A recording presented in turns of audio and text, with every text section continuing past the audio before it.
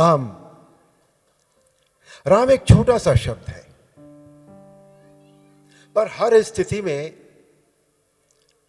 हर एक मानव मन के साथ जुड़ा होता है। हमारा मन हर हाल में राम को साक्षी बनाने का आदी हो गया है। जैसे दुख में हे राम, पीड़ा में अरे राम, महिलाओं के लिए लज्जा में हाय राम,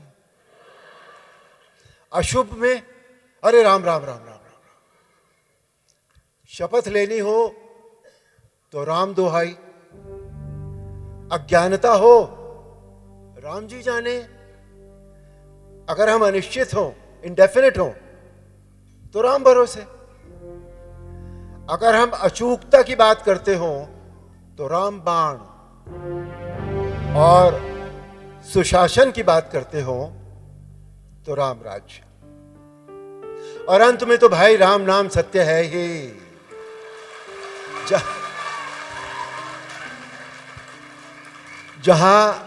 जहां सब कुछ मिट जाता है, पर उसके बाद भी जो बचा रह जाता है वो राम है। घोर निराशा के बाद भी जो उठ खड़ा होता है वही तो राम है। इसी राम नाम की गाथा है रामायण। रामायण इस धरती का एक ऐसा ग्रंथ है जिसमें संसार के हर मनुष्य के लिए संस्कार और शिक्षा है। यह ग्रंथ एक अथाह सागर है जिसमें अपार ज्ञान भरा पड़ा है। हमारे जीवन का कोई भी पहलू ऐसा नहीं है जिससे संबंधित काम की सीख रामायण में न हो।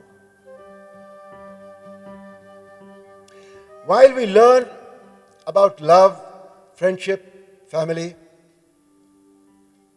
in this epic we also learn how to deal with the ways of life and how to manage different people in the walks of life. One of the most beautiful essence of this great epic is that it's a school, an institute of knowledge itself. एक educational institution में we learn values needed for life and how to manage our way in life, and how knowledge should be processed in our minds to make a place in this big world. Ramayana is a complete educational institution.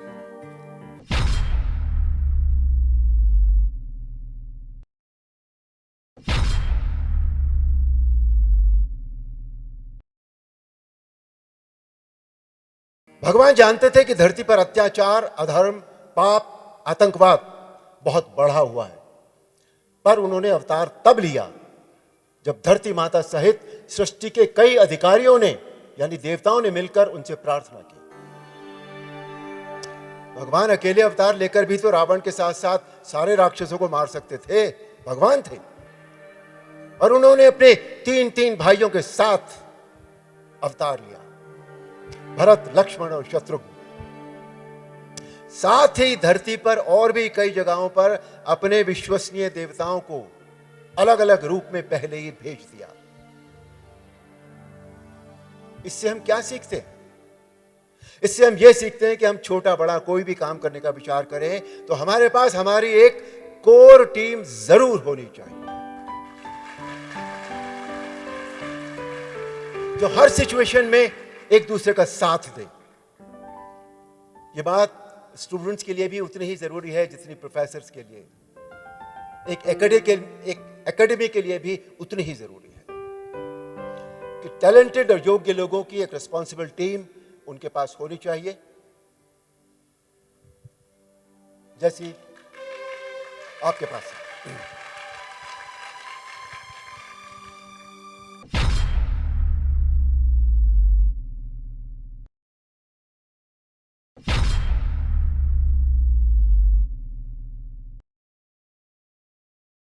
Ram ji के बचपन की ओर देखें।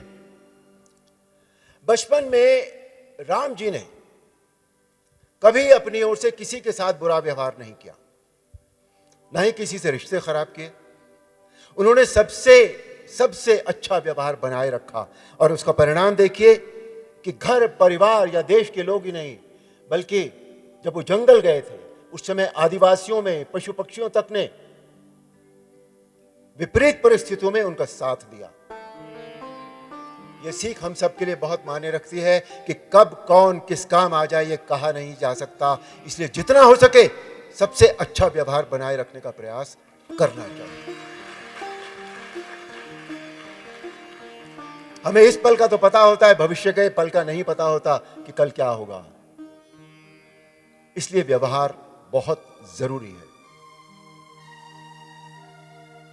राम जी तो बचपन में भाइयों के साथ या नगरवासी बच्चों के साथ खेलते खेलते जीतते हुए भी सामने वाले की खुशी के लिए हार जाते थे। इसका रिजल्ट क्या होता था?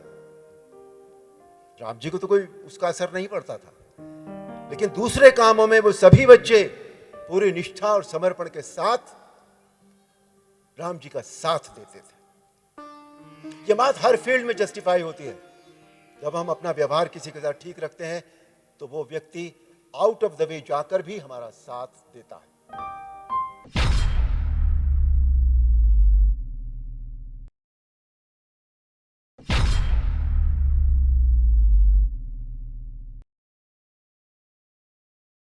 राम जी ने जब भी जो भी काम किया मन लगाकर किया। पढ़ाई के लिए महर्षि वशिष्ठ के गुरुकुल गए। वशिष्ठ जी ने चारों भाइयों को वेदों, शास्त्रों, अस्त्र शस्त्रों की शिक्षा दी, हर प्रकार से सक्षम बना दिया। राम जी जब तक गुरुकुल में थे सारे राजसी ठाट बाट त्याग दिए थे, एक तपस्वी की तरह पढ़ाई की थी। अस्त्र शस्त्र दोनों की पूरी शिक्षा लेकर घर लौटे। जब तक विद्यालय में रहे तब तक कठिन परिश्रम किया और आज की भाषा में कहें तो बहुत एक टफ ट्रेनिंग ली उन्होंने। और इसीलिए जब ये सब करके गुरुकुल से निकले तो उनके जैसा दूसरा नहीं था कोई। इस प्रसंग से सीखने वाली बात यह है कि आपको जो भी करना है उसे पूरे डेडिकेशन और कंसंट्रेशन के साथ करना है, और यह तभी हो पाएगा when you have gone through a proper and tough training. Students के लिए यह बात बहुत ध्यान देने योग्य है।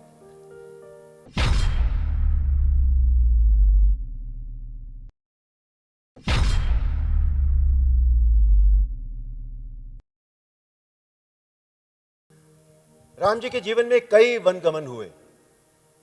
पहला वनगमन हुआ विश्वामित्र जी के साथ। मैं आपको रामायण की कहानी बताने की कोशिश बिल्कुल नहीं करूंगा, क्योंकि आप सब ने रामायण देखी है, आप सब जानते हैं रामायण क्या है। राम जी का पहला वनगमन विश्वामित्र जी के साथ तब हुआ जब वो उन्हें यज्ञ रक्षा के लिए ले जा रहे थे। विश्वामित्र जी ने श्री राम का पोटेंशियल रियलाइज किया और उन्हें एडिशनल और एडवांस अस्त्र शस्त्रों का ज्ञान देकर एक बहुत ही कुशल योद्धा बना दिया। प्रोफेसर्स को भी स्टूडेंट्स का पोटेंशियल रियलाइज करके उन्हें उसी तरह का ज्ञान देना चाहिए ताकि वो अपने अपने फील्ड में सफल हो जाए। श्री राम जब वनगमन के लिए गए तो पहली बार राजभवन से निकलकर वन में आए थे। यहां हमारे लिए काम की बात यह है कि जिस तरह से वो अपने कंफर्ट जोन से बाहर निकल कर आए थे, उसी तरह हमारे लिए भी यह जरूरी है कि हम भी अपने कंफर्ट जोन से निकलकर बाहर काम करें। कंफर्ट जोन में जब हम बैठते हैं या काम करते हैं तो एक लिमिटेड हमारे एटीट्यूड्स होते हैं बिल्कुल, लेकिन कंफर्ट जोन से बाहर निकलकर जब हम काम करते हैं तो हम पूरी लगन, पूरी शक्ति के साथ करते हैं। इसलिए जो भी जरूरी है उसे पूरी लगन से करना चाहिए। विश्वामित्र जी उन्हें यज्ञ रक्षा के लिए ले गए थे। वो एक मानव सेवा और समाज कल्याण का कार्य कर रहे थे,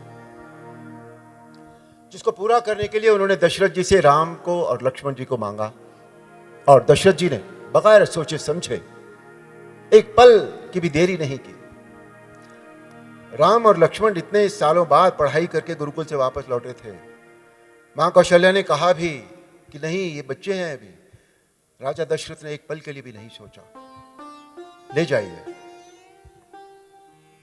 वो इसलिए कि राजा दशरथ को सामाजिक कल्याण का बहुत ज्ञान था, वो करना चाहते थे। एजुकेशनल फील्ड के लोगों को भी इसमें अपना सहयोग सामाजिक कल्याण में अवश्य देना चाहिए। एंड आई एम टोल्ड कि कौटिल्य एकेडमी भी समाज कल्याण के बहुत सारे काम करती रहती है।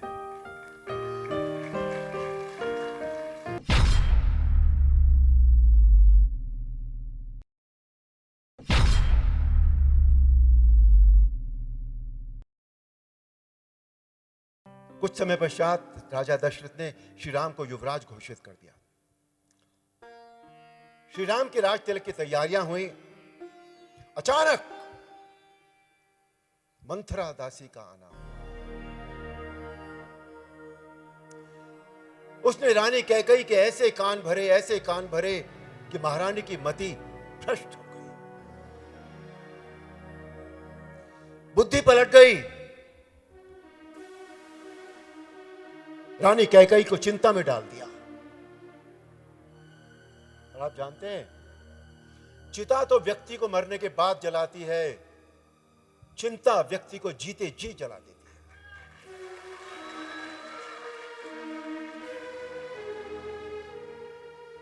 अगर आपको जीवित रहते हुए चिंता की चिता में नहीं जलना है तो किसी की कही हुई बात पर अचानक भरोसा न करें।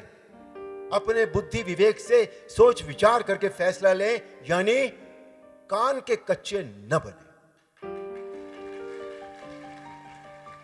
बात को सुन लें, फिर एनालाइज करें उसे कि क्या ठीक है और क्या नहीं। इमीडिएटली रिएक्ट न करें। पर रामायण में क्या हुआ था कि कैकेयी की कुबुद्धि रूपी जमीन में मंथरा दासी वर्षा की तरह आई थी। कलह का एक बीज डाल दिया, एक अंकुर फूटा, 2 पत्ते, 2 वरदान बने। पहला भारत का राज तिलक और दूसरा राम का वनवास। अब यहां परिवारों के लिए एक बहुत छोटी लेकिन बहुत ही इंपॉर्टेंट बात,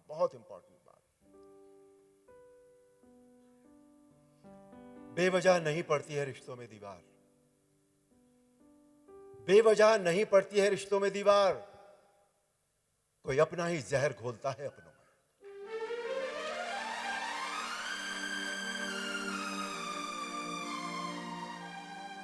अगर परिवार में रिश्तों को ठीक रखना है तो इस बात का बहुत ध्यान रखना होगा।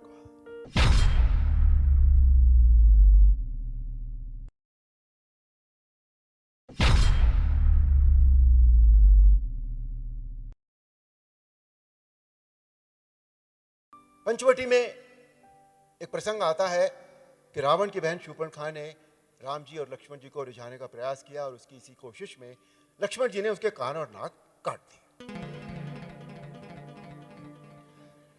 उसके भाई रावण ने इस अपमान का बदला लेने के लिए सीता जी का अपहरण कर लिया। Shri Ram was heart broken. फिर भी उन्होंने अपने आप को समेटा और सीता जी की खोज में चल पड़े। और देखिए, वो खोज जो 2 भाइयों से शुरू हुई थी, राम और लक्ष्मण से शुरू हुई थी, वो लाखों करोड़ों वानरों की खोज बन गई।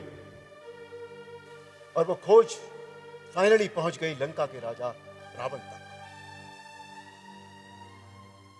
ये परिणाम था श्री राम और लक्ष्मण की विल पावर का, इच्छा शक्ति का, और उनके सहयोगियों की इच्छा शक्ति का। विल पावर का स्ट्रांग होना हमारे जीवन में सफल होने के लिए बहुत जरूरी होता है। विल पावर के सहारे हमारे अंदर जो हमारी अपनी कमियां हैं, उनके होते हुए भी अगर हमारी विल पावर स्ट्रांग है, हम मेहनत करते हैं अपने गोल को अचीव करने के लिए, सफल होने के लिए। कंपटीशन में सफल होने के लिए तो यह बहुत ही जरूरी है कि हमें कुछ बनना है, या हमें ये बनना है। इसलिए विल पावर का स्ट्रांग होना बहुत जरूरी है।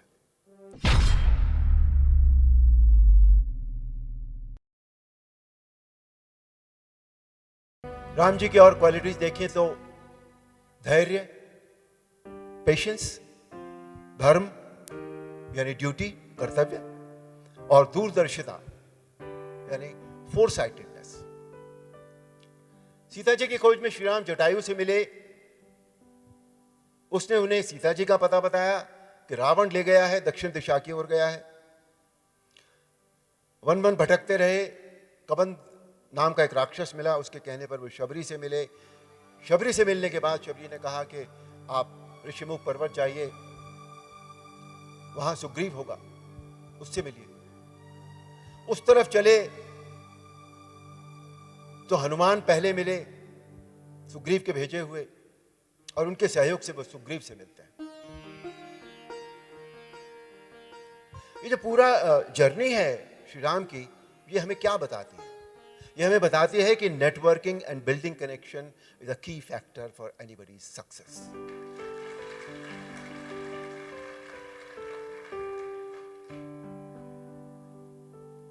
तो नेटवर्किंग का ध्यान रखिए, कनेक्शंस बिल्ड करने का ध्यान रखिएगा।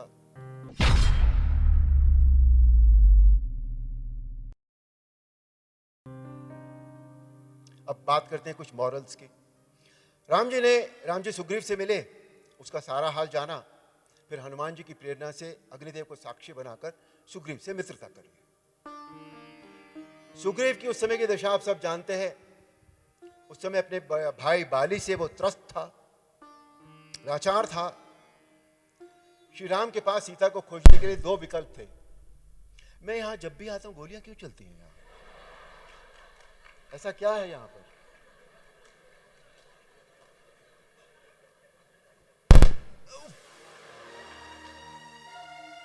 अब मैं यहां नहीं आऊंगा। तो राम जी के पास दो विकल्प थे, सुग्रीव या बाली।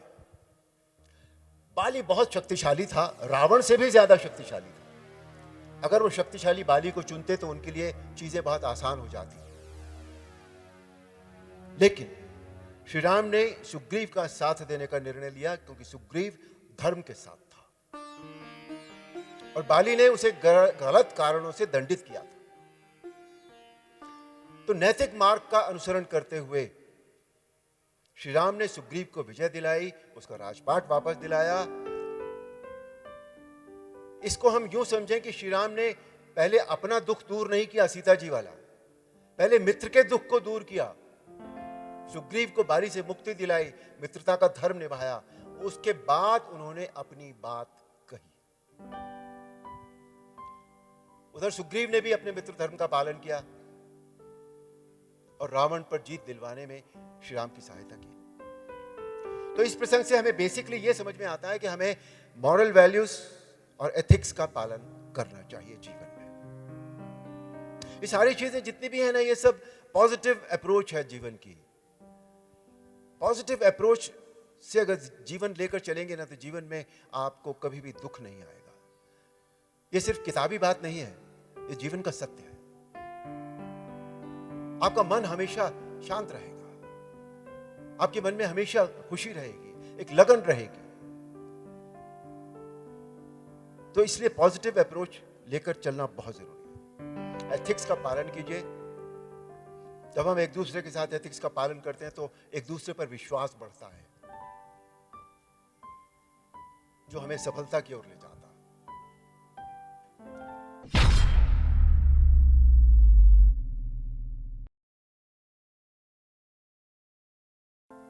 श्री राम की एक और क्वालिटी विजनरी, बहुत अच्छे विजनरी थे, लीडर थे। उनका मिशन था कि माता सीता को दुराचारी रावण से तो छुड़ाना ही है, एक न्यायप्रिय और धर्म की राह पर चलने वाले राज्य की स्थापना भी उनको करनी थी। और इसके लिए उनकी स्पेशलिटी थी सेना को, जो वानर सेना थी उनकी, उसको इफेक्टिवली मोटिवेट करने की। श्री राम की लीडरशिप में वानर सेना ने, उनका शत्रु तो महाबली था रावण, उसका सामना करने के लिए विशेष वॉर स्किल्स डेवलप किए।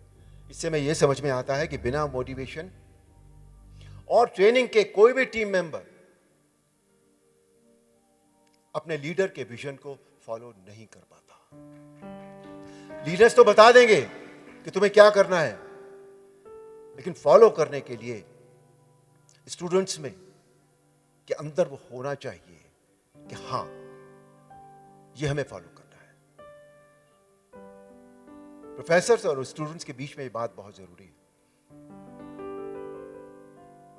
और आई एम श्योर कि कौटिल्य एकेडमी के जो रिजल्ट्स हैं वो इसका जीता जागता एग्जाम्पल है।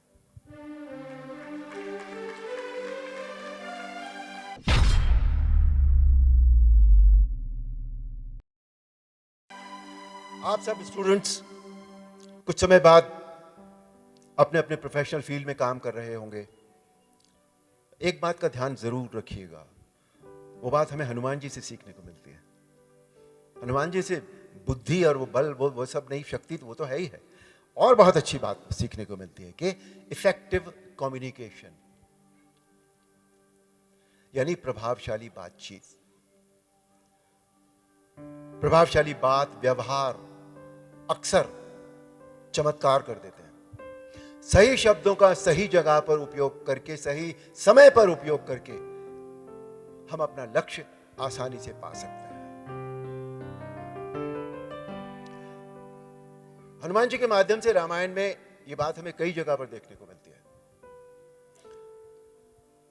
जब सुग्रीव को यह संदेह हुआ कि ये दो वीर मेरे पर्वत की तरफ आ रहे हैं, तो कौन है वो, तो उन्होंने हनुमान जी को भेजा और हनुमान जी ने अपनी जिम्मेदारी निभाते हुए राम लक्ष्मण के पास जाकर चतुराई से पहले उनका परिचय पूछा, उनकी प्रशंसा की, उनके सम्मान में कुछ वाक्य कहे, उनका कॉन्फिडेंस गेन किया और उनका भेद और परिचय लेने के बाद ही अपना परिचय और सुग्रीव का भेद उन्हें बताया।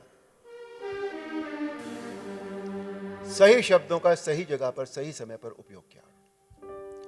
एक और प्रसंग है कि जब हनुमान जी लंका जाते हैं और सीता जी के दर्शन करते हैं अशोक वाटिका में, तो तुरंत ही सीता जी के सामने नहीं चले गए थे वो, बल्कि पेड़ के ऊपर चढ़ गए जिसके नीचे सीता जी बैठी थी और पूरी राम कहानी सुनाई उनको संक्षेप में छिपे हुए,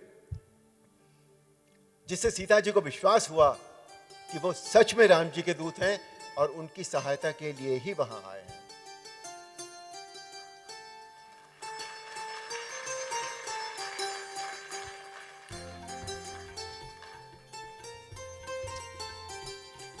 तो हमें ध्यान रखना चाहिए कि हम अपनी बात नॉर्मल और बैलेंस तरीके से कहें, न ज्यादा कहें न कम कहें।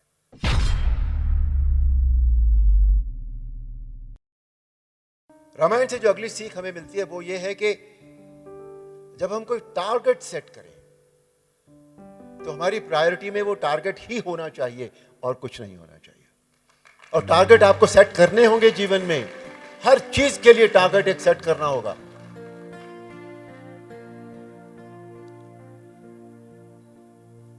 हनुमान जी जब लंका के लिए उड़े तो रास्ते में उन्हें सबसे पहले मैनाक पर्वत मिला।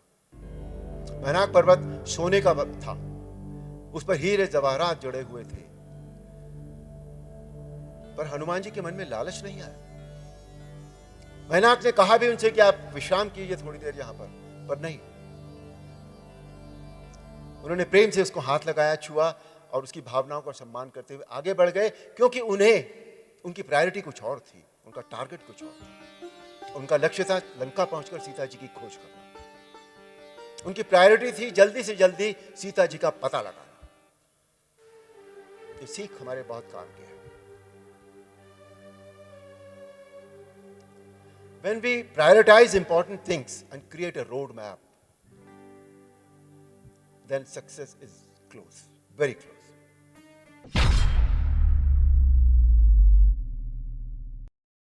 और अब एक और बहुत इंपॉर्टेंट चीज हमेशा काम आती है हमारे यहां, रोज बरोज में भी काम आती है, टाइम मैनेजमेंट। हर समस्या का देखिए कोई ना कोई समाधान होता है, बस हमें ध्यान से उसे ढूंढना पड़ता है। कभी कभी कुछ समस्याएं अचानक आ जाती हैं, कुछ काम बड़े मुश्किल लगने लगते हैं, पर खुले दिमाग से सोचने पर और सही समय पर सही निर्णय लेकर सफलता पाई जा सकती है।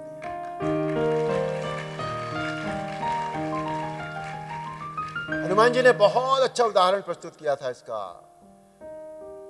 संजीवनी बूटी लेने लंका से हिमालय के द्रोणगिरी तक तो पहुंच गए, पर वहां पहुंचकर संजीवनी बूटी पहचान नहीं पाए।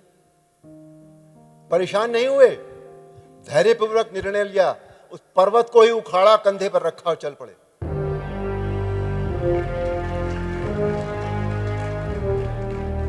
वो जानते थे कि यदि सूर्योदय से पहले लंका नहीं पहुंचे तो लक्ष्मण जी के प्राण बचाना संभव नहीं होगा।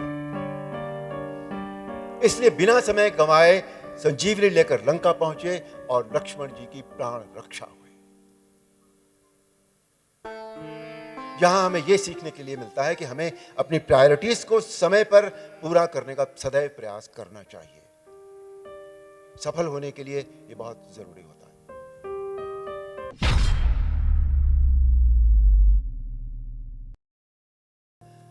रामायण से युद्ध करने के लिए समुद्र को पार करना आवश्यक था, जिसके लिए सेतु बंध की शुरुआत हुई। उसमें एक बहुत ही इंस्पायरिंग एक प्रसंग है जो मैं आप सबसे शेयर करूंगा। सेतुबंध में जहां एक तरफ बहुत बड़े बड़े वानर, हाथी जितने बड़े बड़े वानर, भालू, ये सब पहाड़ लाकर, बड़े बड़े पत्थर लाकर सेतु बना रहे थे, वहीं एक तरफ एक छोटी सी गिलहरी, वो भी इस काम में लगी हुई थी। वो बार बार जाकर पानी में भीगती, फिर रेत में आती, सूखी रेत अपने शरीर पर लपेटती और सेतुबंध के पास ले जाकर छाड़ देती। राम जी ने उन बड़े बड़े वानर भालुओं के बीच उस छोटी सी गिलहरी को देखा, उसके समर्पण और सेवा भाव को समझा और उसे अपने हाथों में उठाकर, गोद में उठाकर सराहा। यह मान्यता है कि गिलहरी की पीठ पर जो निशान है वो राम जी की उंगलियों के निशान है, जो उसे सहलाते हुए बन गए थे। So we reach to the conclusion कि हम सब के लिए, चाहे हम किसी भी फील्ड में हों, प्राइवेट कंपनी में हों, कॉर्पोरेट कंपनी में हों, ब्यूरोक्रेसी में हों या कौटिल्य एकेडमी में हों, रामायण की ये सीख बहुत इंपॉर्टेंट है कि हर छोटे बड़े के कार्य को नोटिस करना चाहिए और एप्रिशिएट भी करना चाहिए।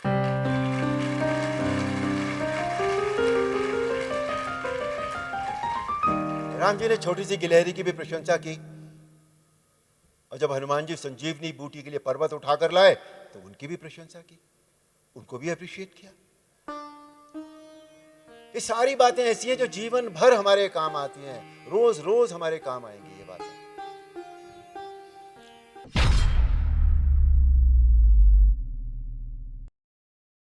सेतुबंध के निर्माण की एक और घटना।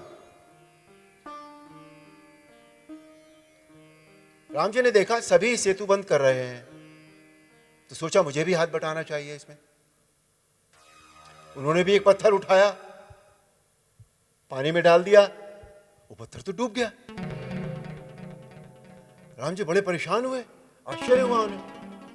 पूछा, भाई आप लोग जो पत्थर पानी में डाल रहे हैं वो तो तैर रहे हैं, मैंने जो पत्थर डाला वो तो डूब गया, ये कैसे? हनुमान जी ने इसका बहुत सुंदर उत्तर दिया। प्रभु, जो पत्थर हम पानी में डाल रहे हैं उन पर राम नाम लिखा है, इसलिए वो तैर रहे हैं, और आपने जो पत्थर डाला उस पर राम नाम नहीं लिखा है, वो तो डूब ही जाएगा ना, जिसे राम ने छोड़ दिया।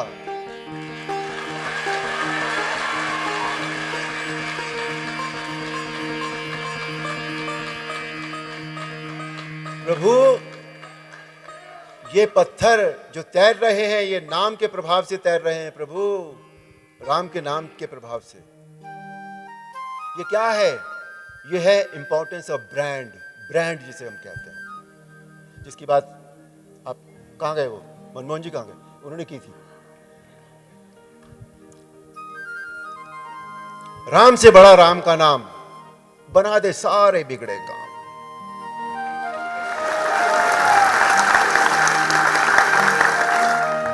कोई कंपनी हो, इंस्टीट्यूशन हो, एकेडमी हो, brand name and its quality is most important, even more than employer and the employee.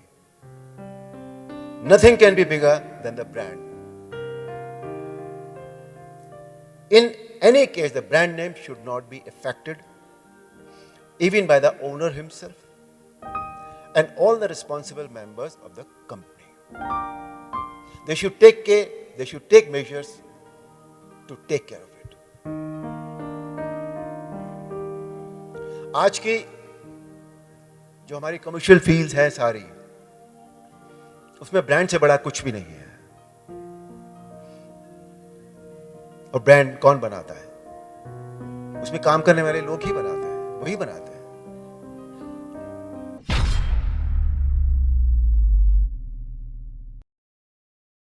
अच्छी बात जो जीवन में हम सबके काम आ सकती है अगर हम उसे लेना चाहें, लेकिन हम रोज ये गलती करते हैं, रोज, और हर व्यक्ति करता है।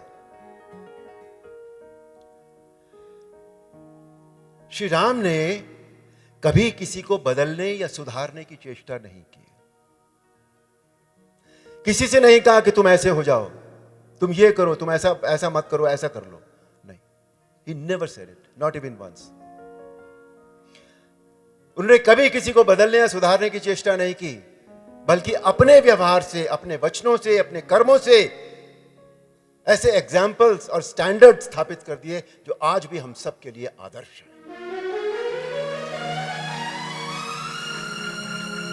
और दूसरी तरफ देखिए, रावण की एरोगेंस, ग्रीड और सबसे अधिक पावरफुल होने की भूख,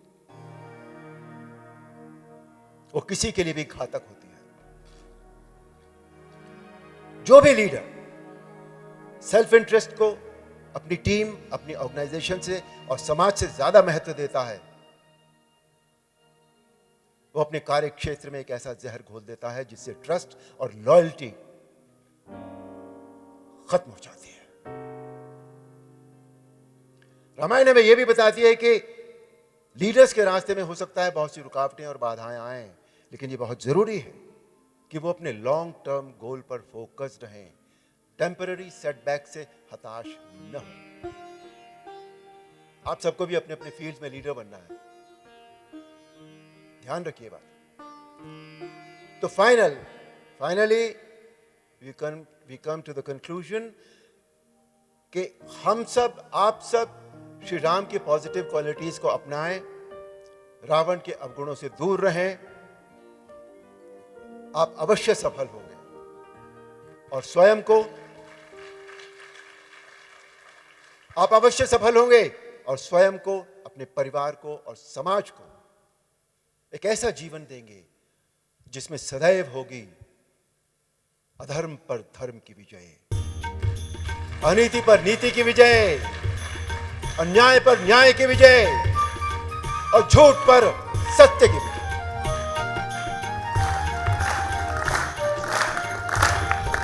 भगवान श्री राम सीता जी और लक्ष्मण जी के साथ पुष्पक विमान से अयोध्या लौटे।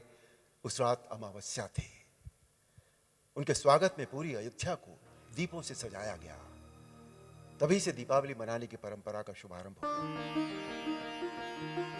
अयोध्या लौटकर भगवान श्री राम ने राम राज्य की स्थापना की और तीनों लोकों में आनंद छा गया। तो बोलिए भगवान श्री रामचंद्र की, माता सीता की, शेषावतार लक्ष्मण की, महावीर बजरंगबली की जय श्री राम।